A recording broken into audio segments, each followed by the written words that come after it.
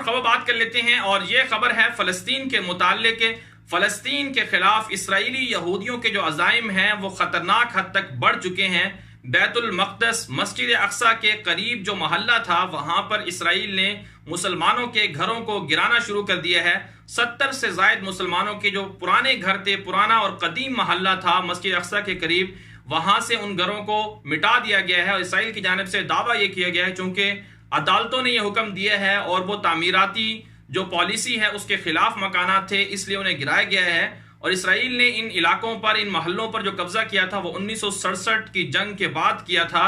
اور فلسطین کے جو صحافی ہیں، تجزیہ کار ہیں، وہ یہ کہہ رہے ہیں کہ دراصل اسرائیل یہ چاہتا ہے کہ بیت المقدس کے قریبی علاقوں پر، محلوں پر قبضہ کر کے وہاں عمارتوں کو گرا دیا جائے، اور اس سے پھر مسجد اقصی کو گرانے کا جو اسرائیل کا خواب ہے وہ بھی پورا ہو جائے، اور پھر تاکہ جو یہودیوں کا نظریہ ہے کہ مسجد اقصی کو گرا کر وہاں پر اپنا یہودی عبادت خانہ بنائیں، اس کو پورا کر سکیں۔ سوال یہاں پر یہ پیدا ہوتا ہے آخر کیوں اسلامی دنیا اس پر خاموش ہے؟ کیونکہ قبلہ اول مکہ مکرمہ کے بعد اسلامی دنیا کا